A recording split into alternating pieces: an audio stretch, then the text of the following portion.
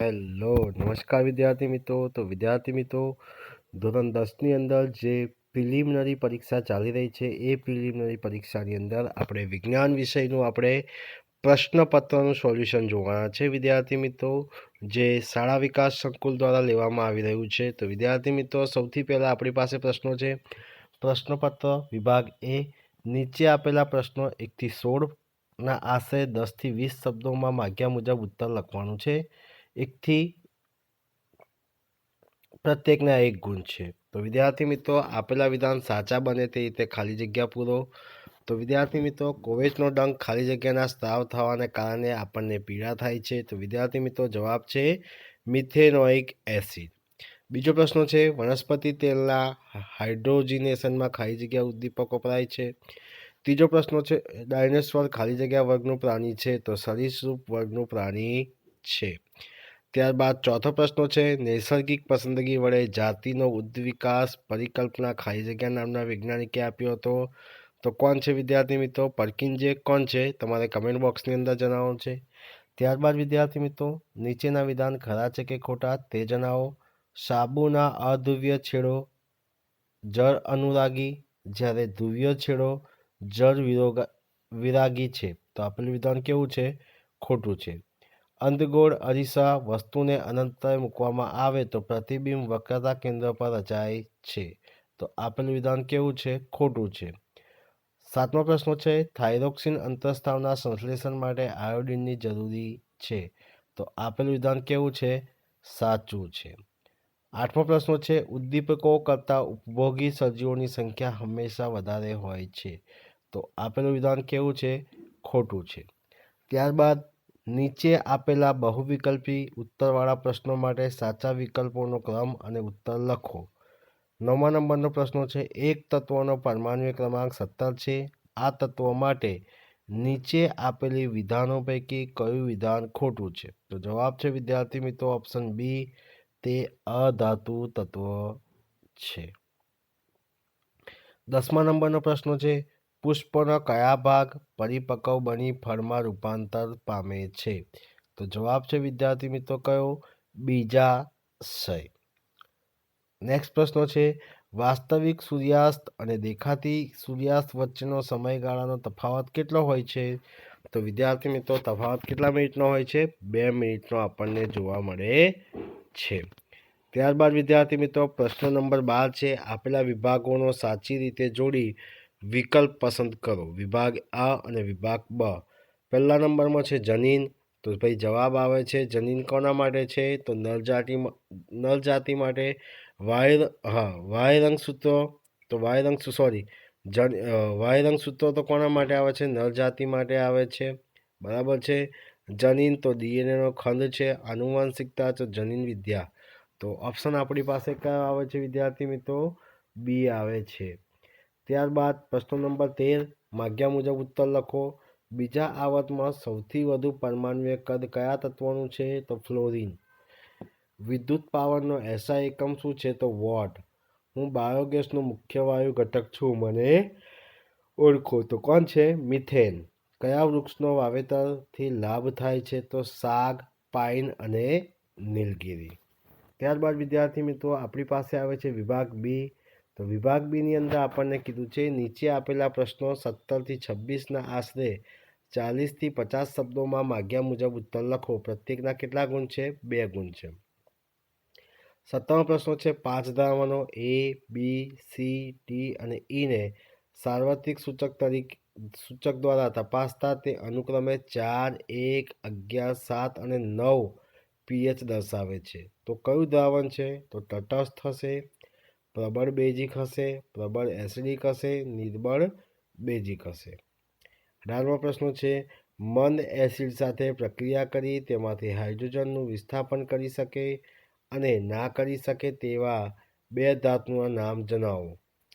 19મો પ્રશ્ન છે, એક જ સમૂહમાં ઉપરથી નીચે તરફ જતા પરમાણ્વીય ત્રિજ્યામાં થતા ફેરફાર સમજાવો. 19મા પ્રશ્નનો 8મો પ્રશ્ન છે, આવર્તમાં ડાબી બાજુથી જમણી બાજુ તરફ જતા પરમાણ્વીય કદ ઘટે છે, સમજાવો. 20મો પ્રશ્ન છે, સ્વયંપોષી પોષણ અને વિષમપોષી પોષણ વચ્ચે શું તફાવત છે? ત્યારબાદ અથવામાં પ્રશ્નો છે, તફાવત લખો, બે બે મુદ્દા, જારક શ્વસન, અજારક શ્વસન. 21મો પ્રશ્ન છે, પાન ફૂટી નવા છોડો અલિંગી પ્રજનનની કઈ પદ્ધતિ ઉત્પન્ન થાય છે તે આકૃતિ દોરી સમજાવો. 22મો પ્રશ્ન છે, -2.0 ડાયોપ્ટર પાવર ધરાવતા લેન્સની કેન્દ્ર લંબાઈ શોધો. આ લેન્સ કયા પ્રકારનો હશે? 23મો પ્રશ્ન છે, અવરોધોના શ્રેણી જોડાણના ફાયદા જણાવો. અથવા 400 વોલ્ટનું રેટિંગ ધરાવતા રેફ્રિજરેટરને 8 કલાક દિવસ ચલાવવામાં આવે છે, ₹3 પ્રતિ યુનિટ લેખે 30 દિવસ ચાલવા માટે ઉર્જા માટે કેટલો ખર્ચ થાય છે? 24મો પ્રશ્ન છે, રોજિંદા જીવનમાં ઉલટસુલટ પ્રવાહ એસી વાપરવાથી થતા ફાયદા જણાવો. તો ઓઝોન કેવી રીતે નિર્માણ પામે છે? ઓઝોન સ્તરની અગત્ય જણાવો. જંગલની અગત્ય જણાવો. વન આચ્છાદન ઘટવાથી કઈ સમસ્યાઓ ઊભી થાય છે એ પણ જણાવવાનું છે. ત્યારબાદ વિદ્યાર્થી મિત્રો વિભાગ સી છે. નીચે આપેલા પ્રશ્નો 27થી 34ના આશરે 60થી 80 શબ્દોમાં મુદ્દાસર ઉત્તર લખો. પ્રત્યેકના 3 ગુણ. 27મો પ્રશ્ન છે, નીચેના પ્રશ્નોના ઉત્તર લખો. રાસાયણિક પ્રક્રિયા દરમિયાન કેવા ફેરફાર જોવા મળે છે? બીજો પ્રશ્ન છે, કોલસાનું દહન અને પાણીનું નિર્માણ એ કયા પ્રકારની પ્રક્રિયા છે? સમીકરણ લખો. 28મો પ્રશ્ન છે, ધાતુઓના 3 રાસાયણિક ગુણધર્મો સમીકરણ આપી સમજાવો. અથવા ધાતુઓની શક્યતા શ્રેણી કોને કહે છે? જુદી જુદી ધાતુઓની તેમની શક્યતાના ઉતરતા ક્રમમાં ગોઠવો. 29મો પ્રશ્ન છે, મનુષ્યમાં જોવા મળતી અંતઃસ્રાવી ગ્રંથિઓ પૈકી કોઈપણ 3 ગ્રંથિઓના નામ, તેમાંથી ઉત્પન્ન થતા કોઈ એક અંતઃસ્રાવનું નામ અને તેનું કાર્ય કોષ્ટક સ્વરૂપમાં રજૂ કરો. ત્યારબાદ અલિંગી પ્રજનન અને લિંગી પ્રજનનનો તફાવત આપો. લિંગી પ્રજનન અને અલિંગી પ્રજનનથી કેવી રીતે ભિન્ન છે? 31મો પ્રશ્ન, માનવમાં લિંગ નિશ્ચય ઘટના સમજાવો. અથવા કૃત્રિમ પસંદગીનો ઉપયોગથી ખેડૂતો કોબીજ જંગલી જાતમાંથી કેવી રીતે કઈ બીજી જાતો વિકસાવી છે? 32મો પ્રશ્ન છે, અંતગોળ અરીસાની સામે વસ્તુને વક્રતા કેન્દ્રથી દૂર મૂકવાથી મળતા પ્રતિબિંબના સ્થાન, પ્રકાર અને પરિણામ દર્શાવતી કિરણાકૃતિ દોરો. લેન્સની આગળ 60 સેમી દૂર મૂકેલી વસ્તુ આભાસી પ્રતિબિંબ લેન્સના આગળના ભાગમાં 20 સેમી અંતરે મળે છે. આ લેન્સની કેન્દ્ર લંબાઈ શોધો. લેન્સનો પ્રકાર જણાવો. 33મો પ્રશ્ન છે, ઓહમનો નિયમ સાબિત કરતો પ્રયોગ વર્ણવો. 34મો પ્રશ્ન છે, અશ્મિ બળતણ એટલે શું? તેના ગેરફાયદા જણાવો. ત્યારબાદ વિદ્યાર્થી મિત્રો આપણી પાસે આવે છે વિભાગ ડી.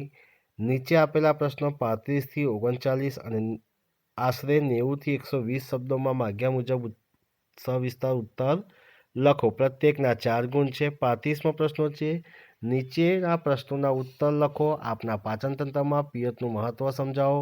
વિરંજન પાવડરનું સૂત્ર જણાવી તેને કોઈપણ 3 ઉપયોગો લખો. અથવાનો પ્રશ્નો છે, એસિડના 4 રાસાયણિક ગુણધર્મો સમીકરણો આપી સમજાવો.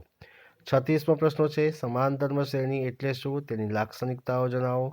37મો પ્રશ્ન છે, મનુષ્યના પાચન તંત્રની નામ નિર્દેશવાળી આકૃતિ દોરી નાના આંતરડામાં થતા પાચન વિશે સમજાવો. 38મો પ્રશ્ન છે, આકાશમાં મેઘધનુષ્ય નિર્માણની ઘટના ટૂંકમાં આકૃતિ દોરી સમજાવો. 39મો પ્રશ્ન છે, નીચેની પ્રશ્નોના ઉત્તર લખો. તફાવતના મુદ્દા આપો. વિદ્યુત મોટર, વિદ્યુત જનરેટર. બીજો પ્રશ્ન છે, ઘરેલું પરિપથમાં વપરાતા વાયરના 3 પ્રકારોના નામ તેમના આવરણ સંબંધિત રંગોના સંદર્ભમાં જણાવો. અથવા